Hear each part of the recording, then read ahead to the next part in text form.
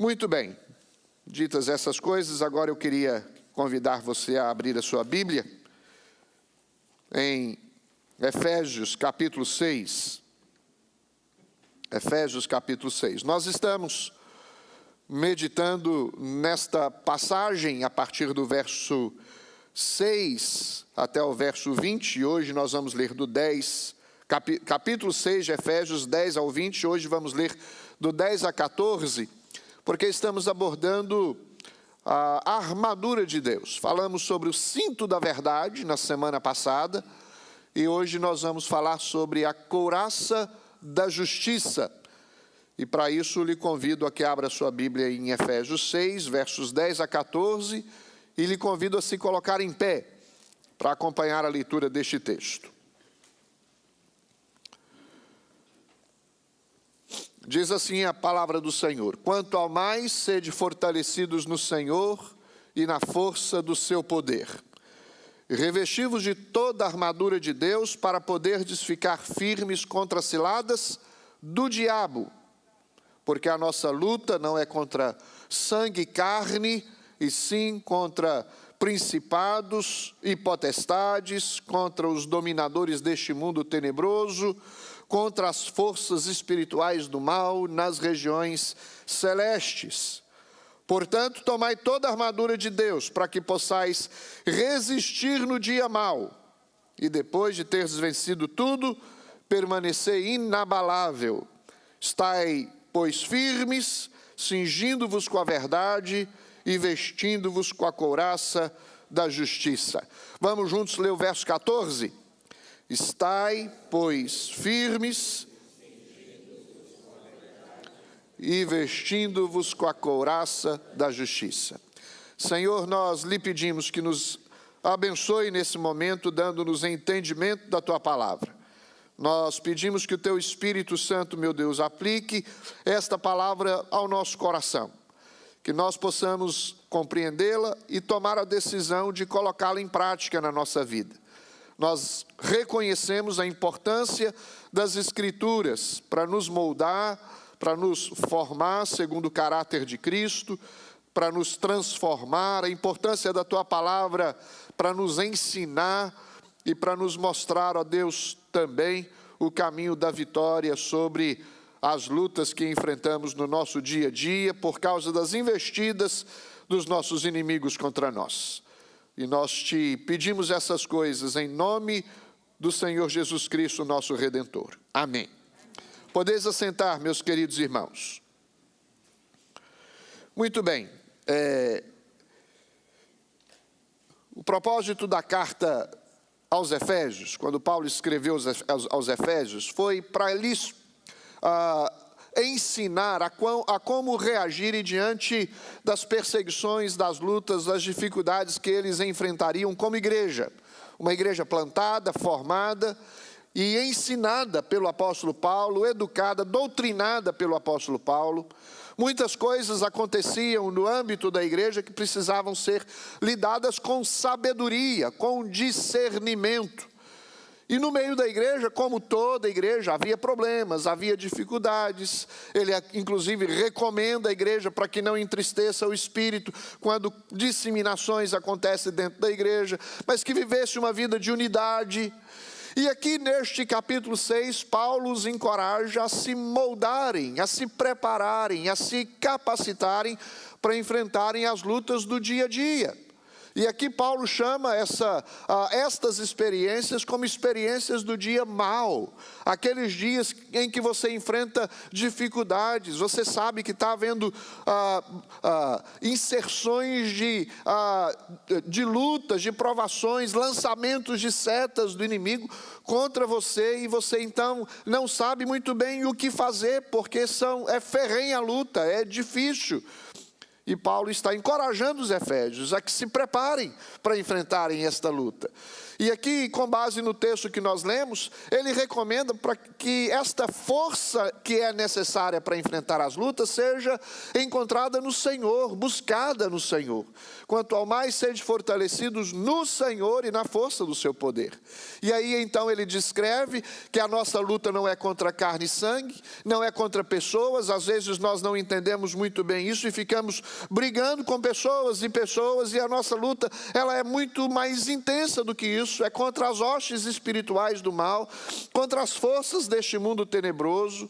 Ou seja, é uma luta em que nem sempre temos concretamente a condição de vislumbrar os ataques e como que elas são planejadas contra nós. Mas quando nós estamos no Senhor, nós também entramos no âmbito espiritual e passamos a lutar esta luta espiritualmente, porque as lutas espirituais precisam e devem ser lutadas espiritualmente. E aí nós temos a recomendação do apóstolo Paulo, que nos revistamos com toda a armadura de Deus. Não apenas parte dela, ainda que nós estamos mencionando cada parte da armadura, mas nós vamos falar sobre todas elas. Por quê? Porque a armadura de Deus precisa ser o revestimento completo. Nós precisamos de todas essas partes. Como falamos sobre o cinto da verdade na semana passada, hoje estamos focando na couraça da justiça. E eu queria, introdutoriamente ainda, mencionar duas histórias muito conhecidas nas Escrituras por você. A história de Jó, você conhece muito bem a história de Jó, alguém que sofreu talvez a maior das provas que um homem poderia sofrer. Alguém que teve um ataque ferrenho, né? Um homem reto, íntegro, temente a Deus. Aliás, a Bíblia menciona que era o homem mais íntegro que tinha sobre a face da terra. E ele passou pelo que passou. Satanás chegou diante de Deus querendo acusar Jó, e Deus autorizou a provação na vida de Jó. E ele teve uma tentação ferrenha, uma provação que não pode ser, talvez, medida por nenhum de nós.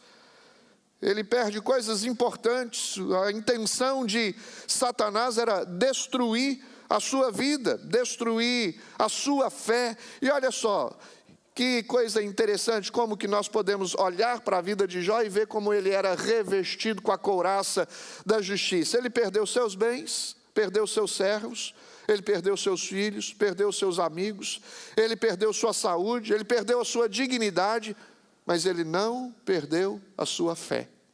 Não perdeu a sua fé. Ele se manteve firme. Ele teve um momento importante na vida dele que precisou talvez lapidar um pouco mais a sua confiança, aquele diálogo com os amigos em que ele olha para si mesmo e diz: olha, o que eu fiz para receber tudo isso? Era melhor não ter nascido. Em outras palavras, por que eu, um homem reto e íntegro que sou ao Senhor? Talvez porque ele teria que moldar um pouquinho a sua compreensão do que é justificação.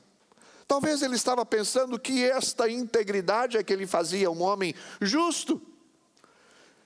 E ele foi moldado para que se mostrasse na vida dele que de fato nós somos justificados pelo Senhor, e esta é uma livre expressão da graça de Deus sobre a nossa vida. Mas tem uma outra história, talvez não tão conhecida como a de Jó, mas também uma história muito conhecida, a história da visão do profeta Zacarias de um sumo sacerdote chamado Josué. Está lá em Zacarias, capítulo 3, esta visão. E a visão desse sacerdote, Josué, é que ele se apresenta diante de Deus.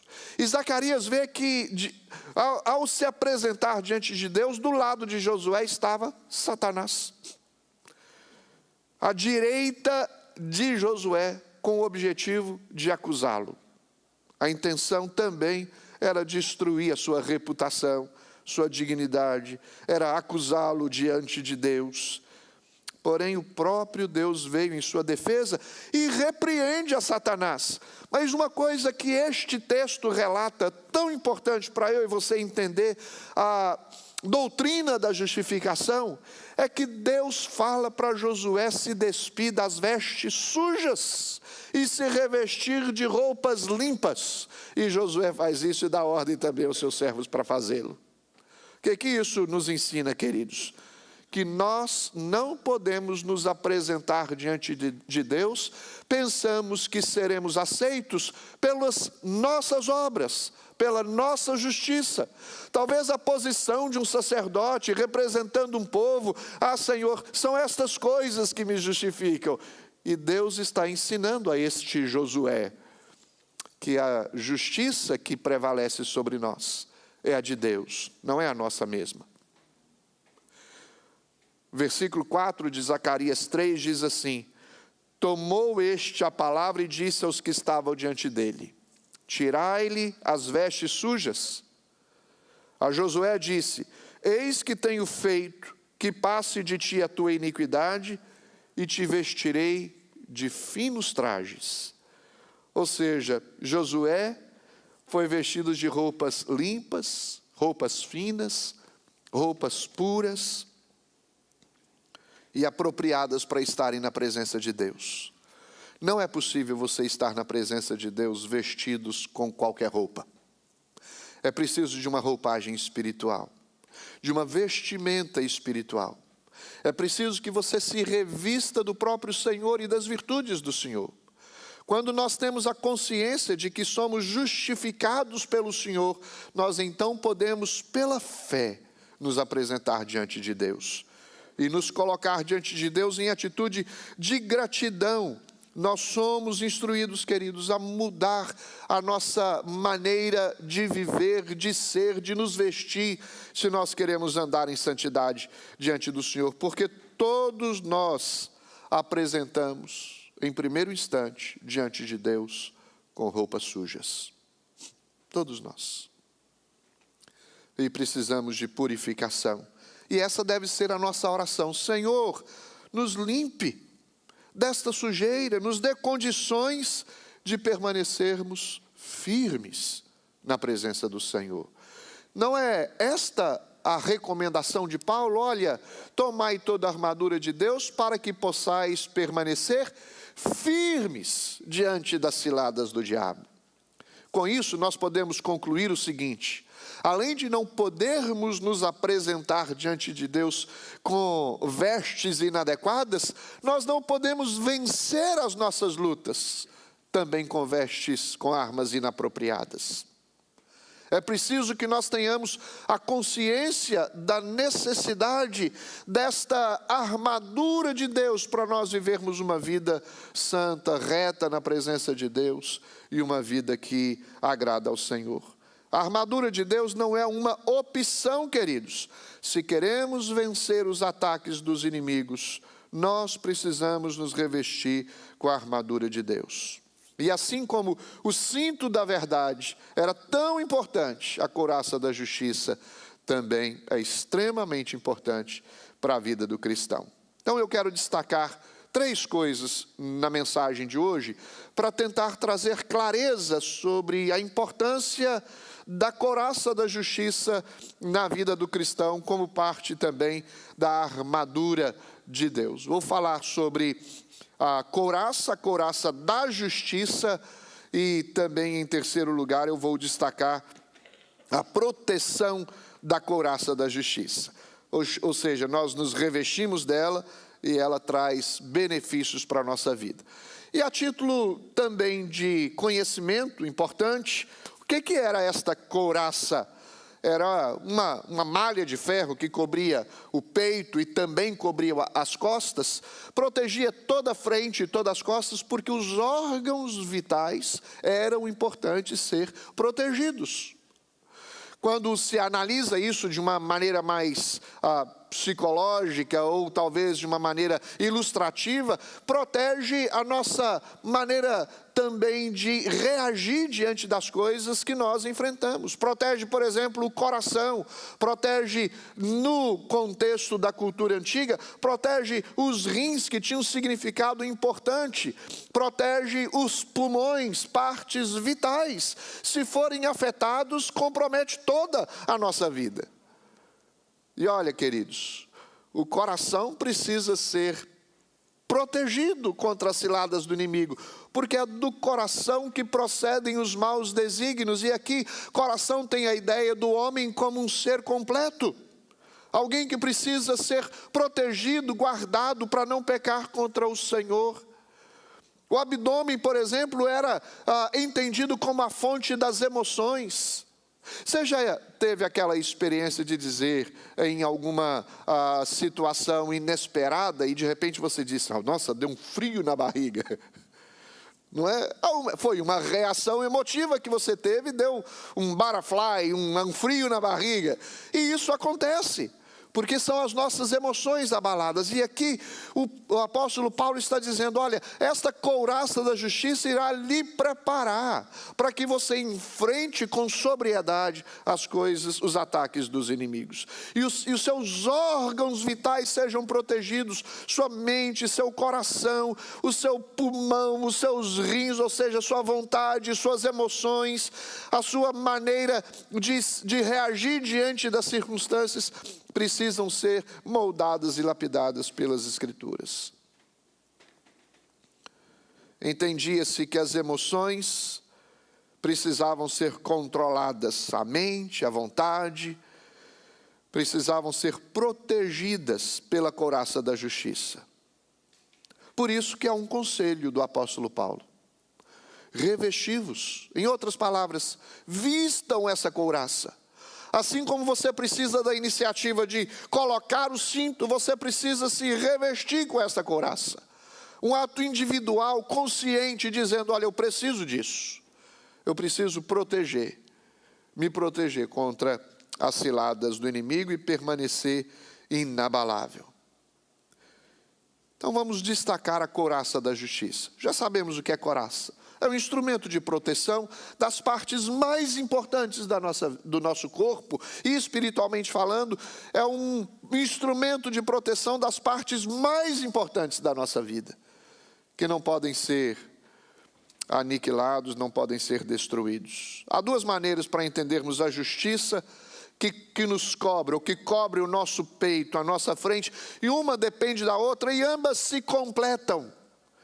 Uma delas é a justiça imputada. Eu sei, queridos, que é um termo mais teológico, mas é importante nós compreendermos essas coisas. Eu queria que você prestasse atenção do que significa esta justiça imputada, porque a gente olha para o texto e diz assim, olha, vamos nos revestir da couraça da justiça, e logo associa, aliás, há muitos que interpretam dessa forma, ou seja, você precisa praticar atos de justiça para ser aceito diante de Deus. Se você não fizer atos de justiça, Deus não se agradará de você. Colocando os atos de justiça como pessoais, humanos, como se fossem eles a razão para sermos recebidos diante de Deus.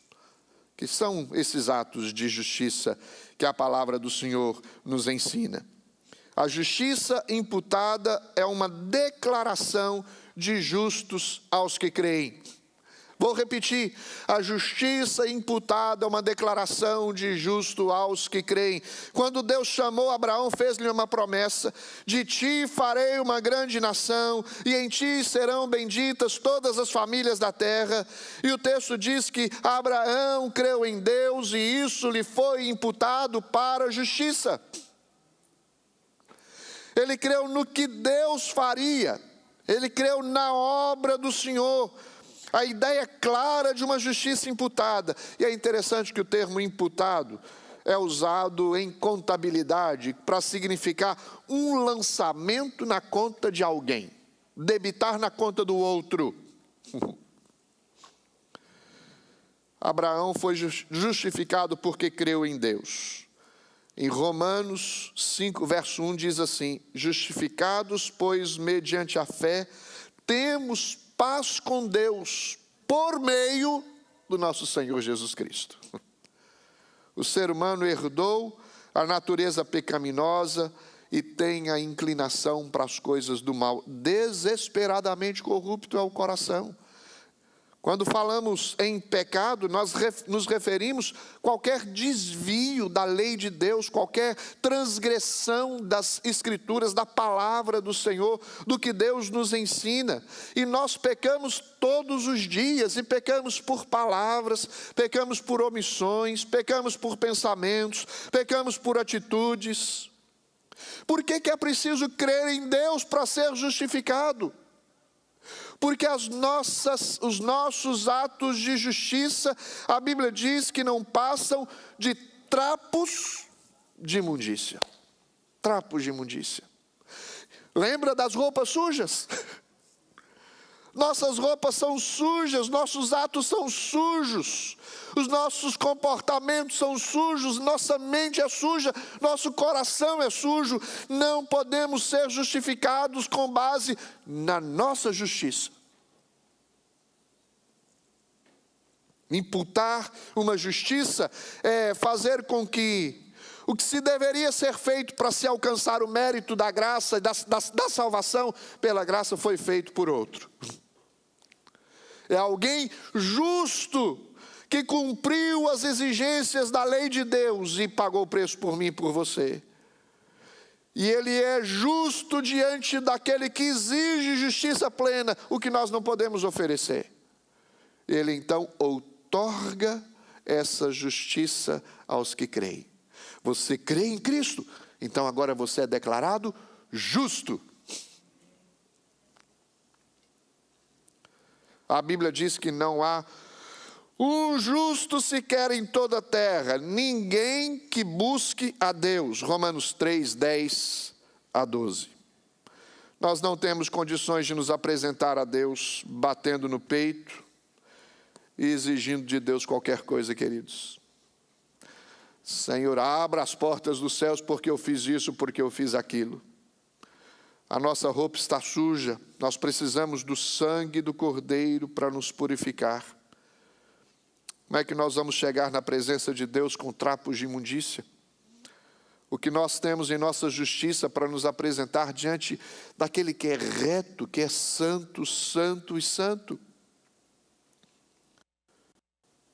Nós precisamos de alguma coisa que vai além da nossa condição para nos dar a possibilidade para estarmos na presença do Senhor.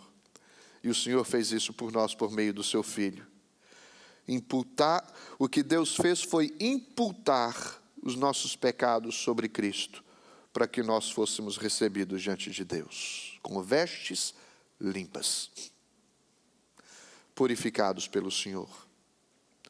A Bíblia diz assim: aquele que não conheceu o pecado se fez pecado por nós, para que nele fôssemos feitos justiça de Deus. Olha só que coisa extraordinária.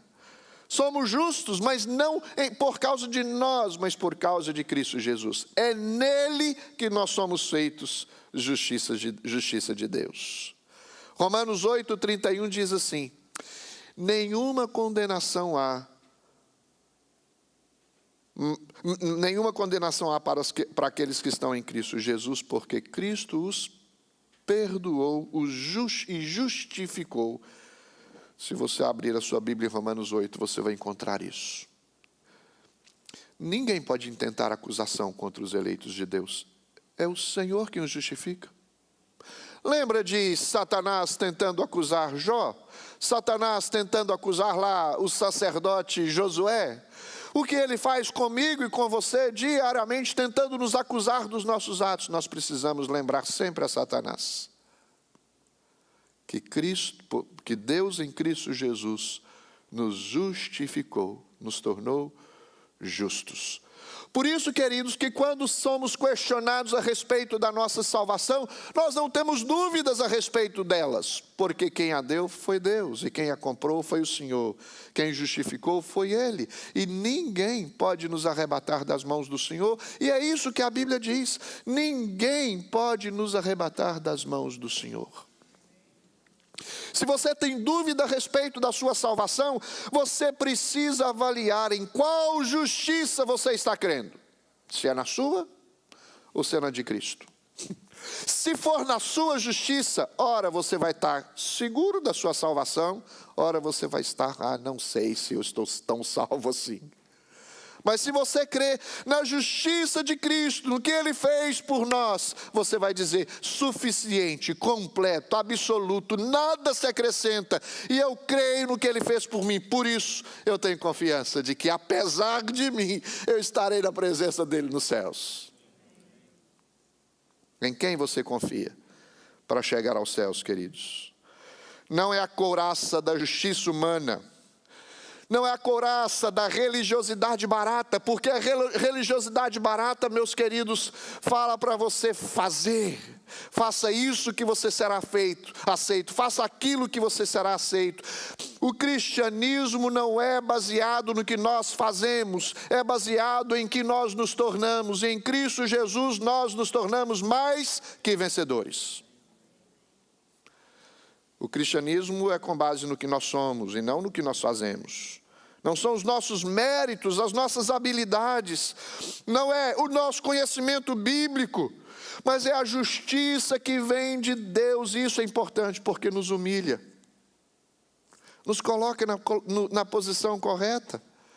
E olha, meus queridos, quantas pessoas olham para o outro, acusam o outro. Eu não faço o que o outro faz, eu não ajo desta forma. Olha, eu não tenho esse comportamento. Ora, a minha família é desta forma, não é como a família do outro. A minha casa é desta forma. Eu vou à igreja, eu dou o dízimo. Eu sou um assistente fiel dos cultos dominicais. Eu participo de todas as atividades. Eu ajudo missionários ao redor do mundo. Eu oro diariamente.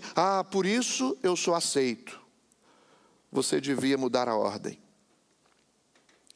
Não faça estas coisas para ser aceito, porque simplesmente você não será aceito se você pensar que é por causa dessas coisas. Faça tudo isso. Seja um crente fiel, um crente maduro, nós vamos ver isto. Mas faça porque você foi aceito. Você foi recebido pelo Senhor. O Senhor em Cristo Jesus lhe justificou.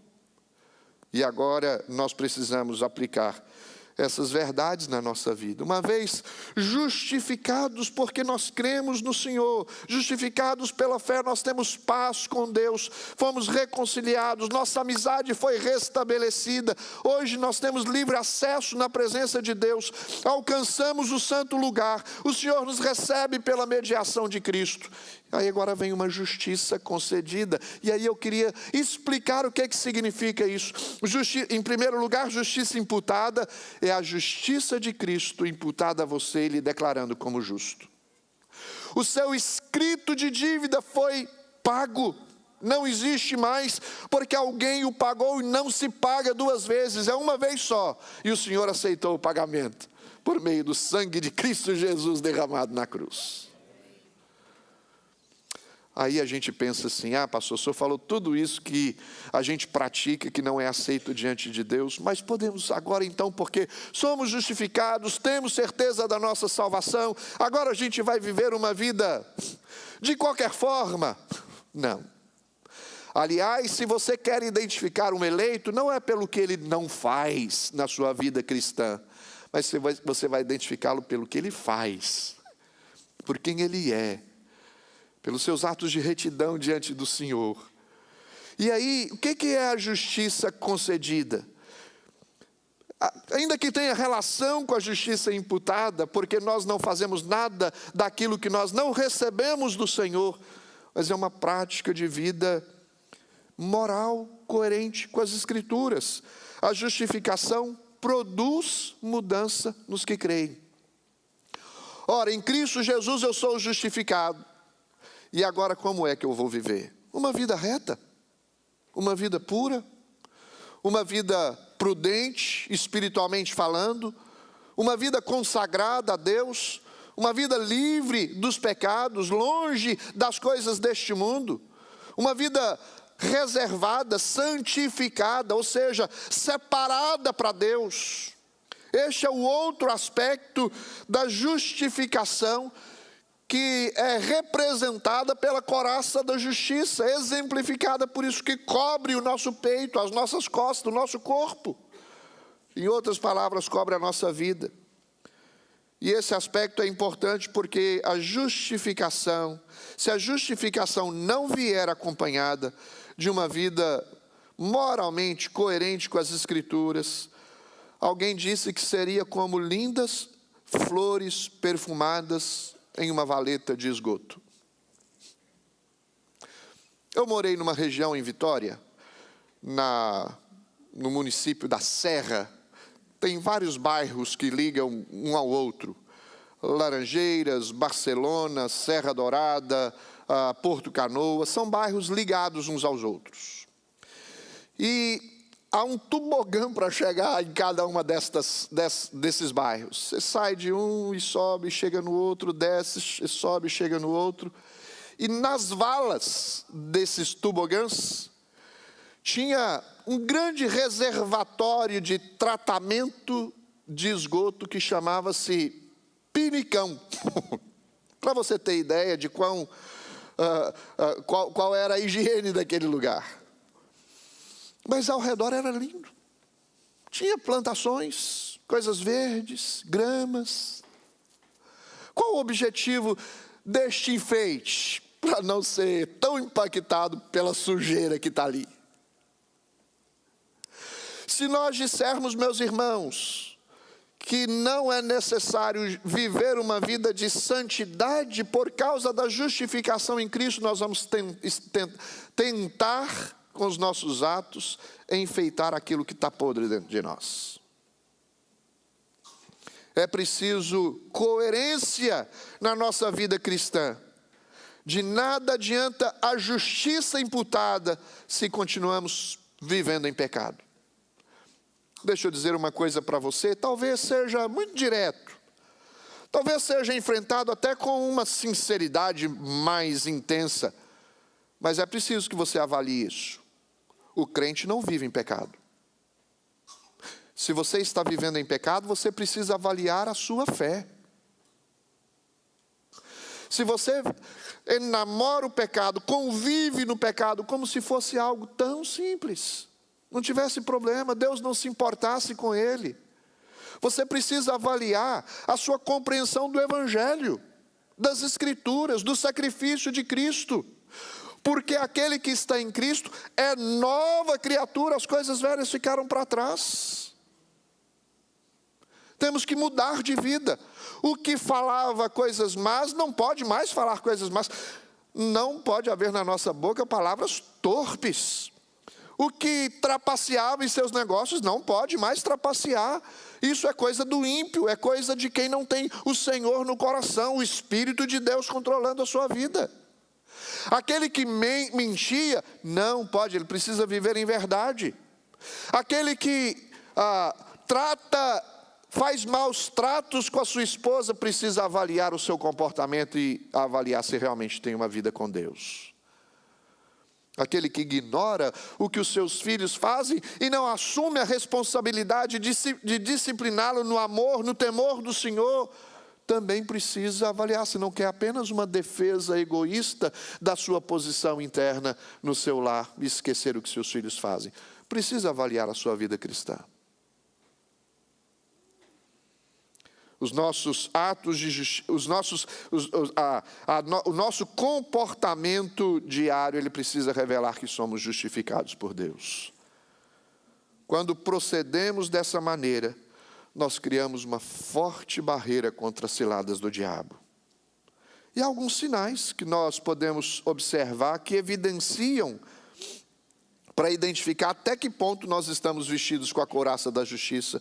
E o que você pode observar? Em primeiro lugar, se você confia no Senhor, confia de fato que o que Cristo fez por você foi suficiente e lhe dar a garantia da vida eterna. Às vezes tem muita gente pensando que pode se salvar. Muita gente. Os maiores críticos do comportamento do outro, talvez pode haver exceção, mas com bastante frequência, é porque usa essas críticas como fuga para esconder os seus. Nós precisamos fazer uma avaliação pessoal Sou eu, os meus atos de justiça, aquilo que eu determino que é certo, ou é o Senhor quem me justificou?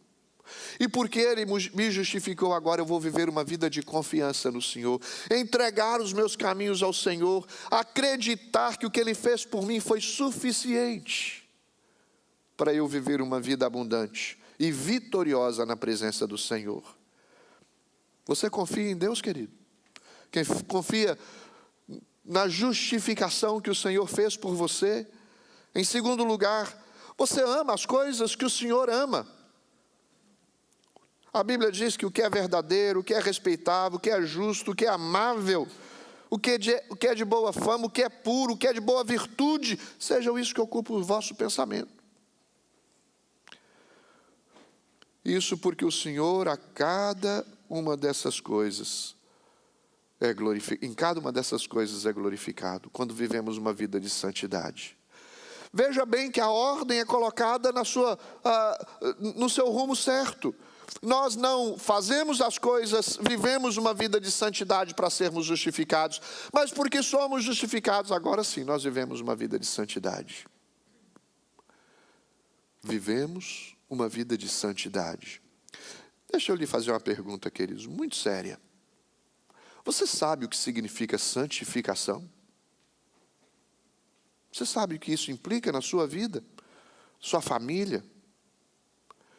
Você quer avaliar se de fato você é uma pessoa santa, na presença do Senhor, separada para Deus?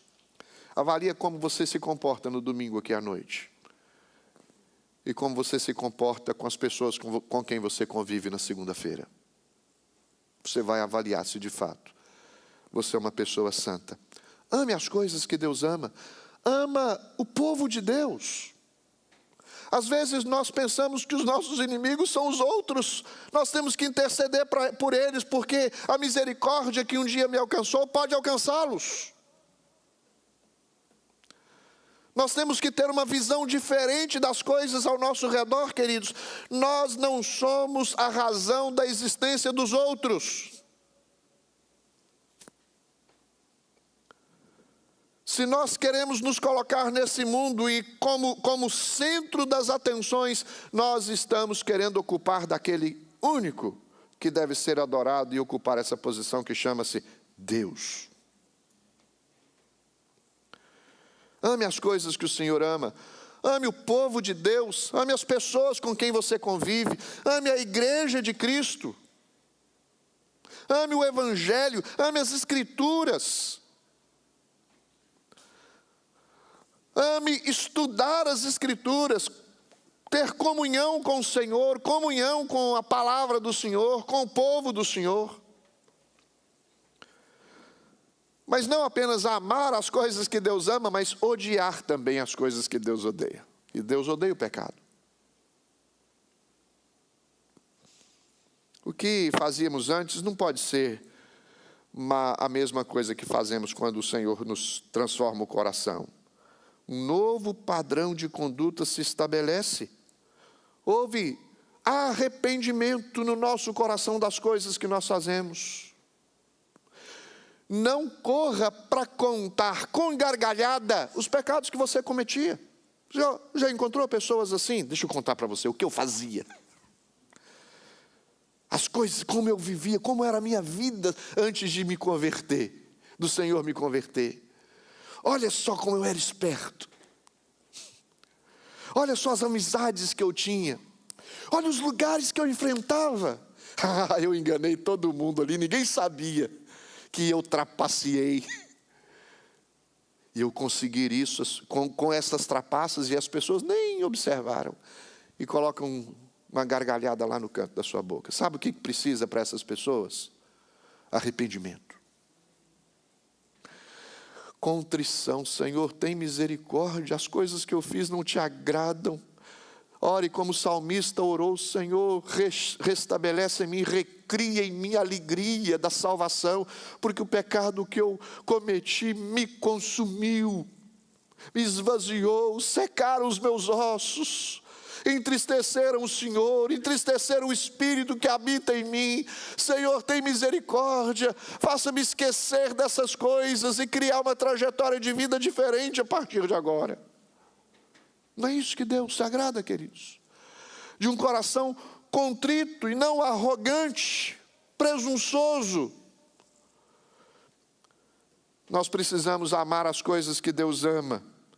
E nós precisamos odiar o pecado, queridos. Porque essas coisas não agradam a Deus. São coisas que precisam ser colocadas em prática na nossa vida diária, porque somos justificados pelo Senhor. Precisamos confessar os nossos pecados e viver uma vida santa na presença do Senhor. Mas eu quero destacar também, como evidência de alguém que é protegido pela couraça da justiça, é alguém que tem alegria na presença do Senhor. Hoje eu coloquei no grupo da igreja um chamadozinho para virmos à igreja, mostrando que se eu considero a igreja como algo importante, precisa estar na minha agenda. Eu escrevi um versículo lá embaixo. Alguém lembra do versículo? Vamos à casa do Senhor. Alegrei-me quando me disseram, vamos à casa do Senhor. A Bíblia diz que a alegria do Senhor é a nossa força. O que diz Efésios 6:10? Quanto ao mais, sede fortalecidos no Senhor e na força do seu poder. Essa alegria do Senhor protege o nosso peito contra os inimigos do desânimo. Paulo diz que aprendeu a viver em toda e qualquer situação. Nossa alegria está em sermos perdoados e amados por Deus, mesmo sem merecimento. Esta é a justificação concedida a nós, queridos. É a justificação que faz de nós pessoas diferentes. E ela nos protege. Como que a justificação, que a couraça da justiça nos protege? Porque esta é a proteção da couraça da justiça. Em primeiro lugar, firmando-nos. Quando Satanás nos acusa dos nossos erros, nós temos a coragem de nos colocar de pé. Nós não podemos nos sentir acuados no canto da parede porque está havendo acusações contra você. É Deus quem o justifica. Quem tentará acusação contra os eleitos de Deus? Nós temos que nos manter firmes contra as ciladas do diabo. A confiança, ela surge do conhecimento de que a justiça de Deus, ela é colocada a nós, imputada a nós, e ela é manifestada em atos de amor e fé que glorificam o nome do Senhor. Por isso eu me mantenho firme. Não seja dos que retrocedem, não seja dos que desanimam, não volte atrás na sua fé. Mantenha-se firme no Senhor, na palavra do Senhor. Não apenas a couraça da justiça nos firma, como a couraça da justiça nos humilha. Ao usarmos a couraça da justiça, nós temos a proteção contra a autojustificação. É aquela tendência pecaminosa de bater nas nossas próprias costas e dizer, eu sei que eu sou uma pessoa boa. Essa peça da armadura nos ajuda a lembrar que somos pecadores e miseráveis. E a única justiça que temos foi imputada a nós por Cristo Jesus.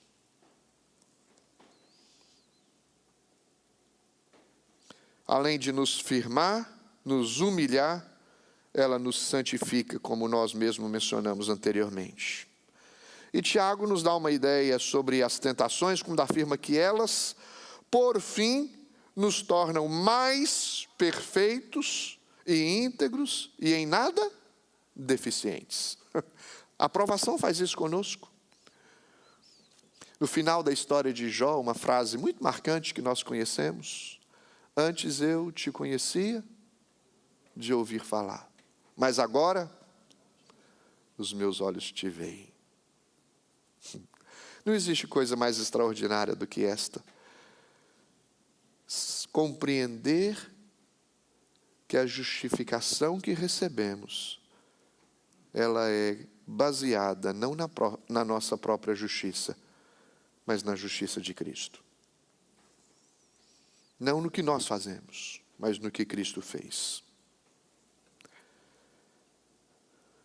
Nós somos santificados e separados para o Senhor e declarados justos. Ela é um processo, a justificação, que se desenvolve por toda a santificação, que se desenvolve por toda a nossa vida.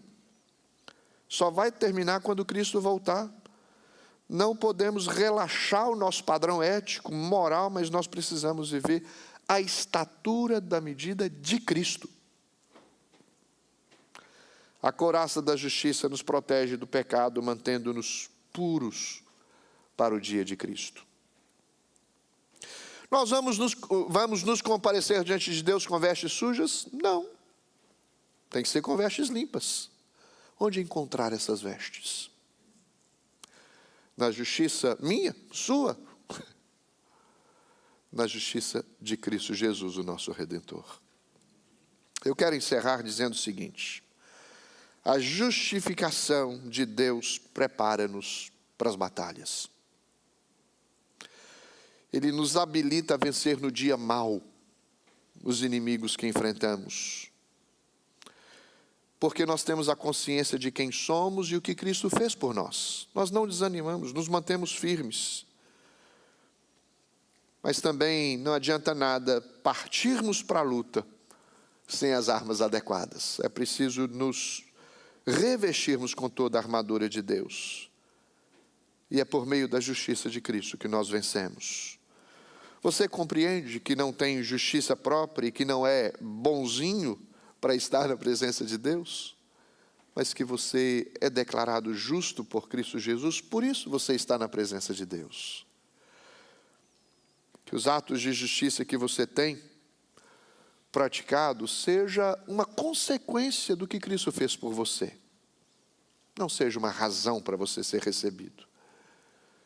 Que Deus faça de você uma pessoa mais justa, uma pessoa mais santa, uma pessoa mais voltada para as coisas espirituais. Coloque isso em prática. Deixa eu colocar um desafio para você aqui. Tem tantos pecados que nós cometemos e precisamos, Senhor, tem misericórdia de nós, livra-nos desses pensamentos maus, dessas palavras que são malditas. Livra-nos das reações inapropriadas das nossas irritações com o outro. Ajuda-me a ter olhos mais santos para as coisas ao meu redor, que eu procure falar, ver, ouvir coisas que agradam o Senhor. Qual o desafio que eu queria colocar para você? E serve para todos nós. Eu vou colocar intencionalmente em prática a virtude de não falar de ninguém essa semana. Não vou falar mal de ninguém. Nem por brincadeira eu vou falar mal de alguém. Eu vou me santificar tendo a consciência de que eu preciso orar pelo outro. Preciso interceder pelo outro. Amar o outro. Coloque isso em prática. Peça às pessoas com quem você convive para te ajudar a lembrar disso. Se alguém começar a falar mal do outro, que você seja o primeiro a dizer: você não fez um compromisso com o Senhor domingo lá na igreja? É só uma semana que isso vale? Só para uma semana? Não. Mas quem sabe o seu hábito de falar dos outros está tão aguçado que uma semana vai ser a demonstração de uma iniciativa de mudança. Para a glória de Deus. Sabe por quê, irmãos? Porque Deus em Cristo justificou você e hoje você é uma pessoa santa na presença do Senhor. Amém? Feche seus olhos. Senhor nosso Deus, aplica essa palavra na nossa vida, no nosso coração. Ajuda-nos a entender, ó Deus, com clareza a justificação que recebemos do Senhor pela mediação do teu Filho Jesus Cristo.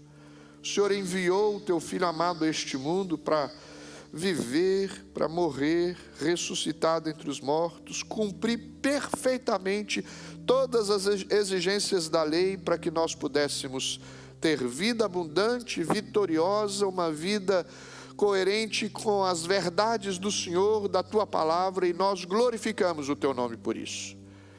Pedimos que nos ajude a guardar o que nós ouvimos para não pecarmos contra o Senhor. E permita que todos os que estão aqui, que fizeram este compromisso de colocar em prática elementos de santificação, concretamente, intencionalmente, nos ajude, Senhor, a fazer isso, para que o nome do Senhor na nossa vida seja exaltado a cada dia. Seja glorificado o Senhor, em nome de quem nós oramos hoje e sempre. Amém.